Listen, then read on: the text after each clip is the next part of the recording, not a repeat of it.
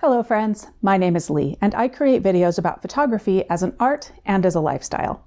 Today's video leans into lifestyle quite a bit, and definitely about photography as fun. I have a photo project to share where I shot a digital camera as though it were a film camera, and I want to show you the lens I used, the Viltrox 40mm f2.5Z, because it is absolutely worth a look. Let's begin with the wannabe film photo project in Walnut Canyon National Monument in Flagstaff, Arizona, and how I set up my camera for it.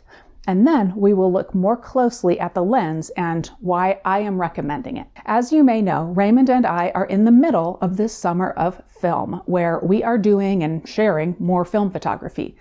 A lot of you also shoot film, but many of you can't for one reason or another. And I've promised to share some digital photography projects where I achieve the film experience and the film look. For this outing, I did that by using a prime lens and shooting JPEG with a creative filter effect that reminded me of film. Back in ye old days of film, if you wanted respectable image quality, you went for a prime lens over a zoom. I nearly always use a prime lens when I'm shooting film, so using a prime lens on my digital camera helps me to have that film feeling. Prime lenses also help provide that slower, more mindful experience that film photography provides, because you can't lean on your zoom. You have that one focal length, which for me helps me to pay better attention to my composition and my framing. As I mentioned earlier, in this case, I was using my Nikon Z7 and the Viltrox 40mm f2.5, and I will get back to the lens itself in more detail in a few minutes. How did I set my camera, the Nikon Z7, to behave more like a film camera? First, JPEG. I didn't want to come home and edit my images. I wanted to choose an overall look and then go with it, with the intention of enjoying the photos as they came out of the camera.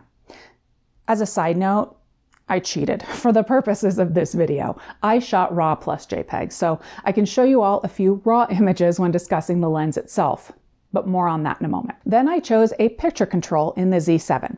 This setting is called different things in different camera systems, maybe photo style or something similar. It's where you choose the overall characteristics of the image in terms of things like color and clarity. Most cameras have at least a standard option, a vivid option, and a monochrome option. And then you can often modify characteristics within each of those. The Z cameras have a bunch of additional picture controls that have some extra style, let's call it.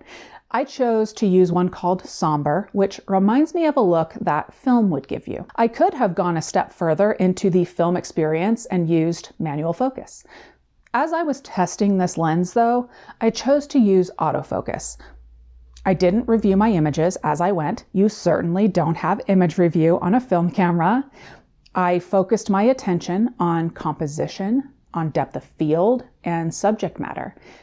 And I really considered each time I pressed that shutter release button, as I would if I were shooting film. Setting a digital camera like this and putting intention into each and every photo you capture can scratch that film photography itch without purchasing any new gear or investing in film and developing. All right, let's move on to the lens.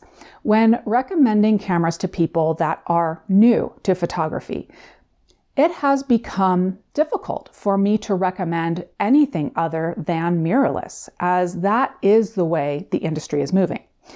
However, mirrorless systems are generally more expensive than their DSLR counterparts. So, do I recommend a mirrorless system that the viewer can grow into and onto with new gear being introduced?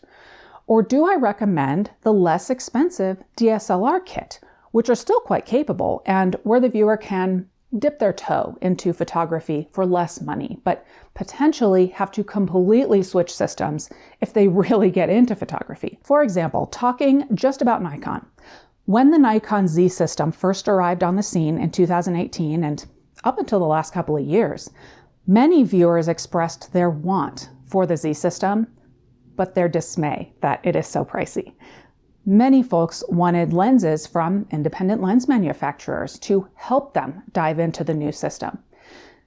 Those times have arrived. Now I can recommend purchasing something like the Z6 or the Z7. They can be purchased used for a quite good price. And I can recommend a prime lens from an independent lens manufacturer. It gets you into the system.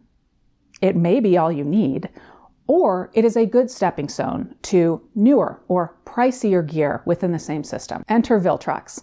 They have been producing great lenses for the Nikon Z system, as well as others, for years. We have a number of Viltrox prime lenses for Z mount, and I get significant use out of each one. This lens is a little bit different though, and I wanted it because of its size and weight, not to mention the cost. This lens is currently selling for only $158 in the US, and I have found that it provides impressive image quality. What might the trade-offs be for purchasing a lens that sells for so much less than OEM lenses? I'm struggling to find them. The lens isn't built like a tank. It is a plastic body, though the lens mount is metal. It does not have the utmost in weather sealing, but it'll be fine if it gets a few drops of water on it. I would say that more expensive lenses generally have a smoother look to the bokeh, and that's it. On the positive side, I really enjoy the 40mm focal length. You could also use it on an APS-C body at an effective field of view of 60mm. The lens focuses quite close, it's small and lightweight, and it provides impressive image quality and a wide aperture. Let's take a look at one of the raw images I captured with the intention of zooming in to assess the image quality. This photo was near the top of the canyon as we begin descending the many steps to get down to the level of some of the Sinagua cliff dwellings from, more than 700 years ago. I placed these people near the corner of the frame so that I could zoom in and see what the corner sharpness was like. And I am impressed. I'm not one to say that all lenses need to have edge-to-edge sharpness.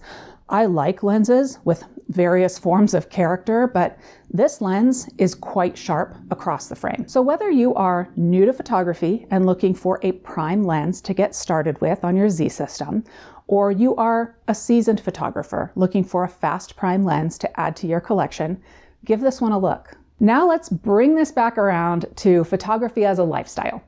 Like I said in the beginning, the summer of film was born from Raymond's and my musings on how our preferences in photography have evolved over the years. It can certainly be a balance doing what I do here on YouTube to weigh the content that I know that you will watch, fancy new gear reviews always do the best, with the projects that fill my cup in a more artistic way and in a more enjoyable way. Sometimes that means my big Nikon Z9 and a super telephoto lens or a 24 to 70mm f2.8 lens, a setup that I will have to lug around and certainly is very costly. But more and more often, Raymond and I are opting for more compact options for our day-to-day photography. And sometimes we're even going lower fidelity with things like film photography, because those things tend to make photography more fun for us. Maybe because it challenges us, maybe because it's easier to carry those smaller items. And luckily, many of you have been interested in these types of projects too. We have more photography projects and videos coming soon, some with larger, fancier gear, and some with vintage or compact gear. So make sure that you are subscribed to the channel. Give this video a like as well. Those two things are a huge help to us. I will add a link in the description to this lens and some of the other Viltrox lenses as well for you to check out. And you know what? Viltrox makes fast prime lenses for many lens mounts. So there's sure to be something to catch your eye on there. So check it out. Thank you for watching, and I'll see you in the next one.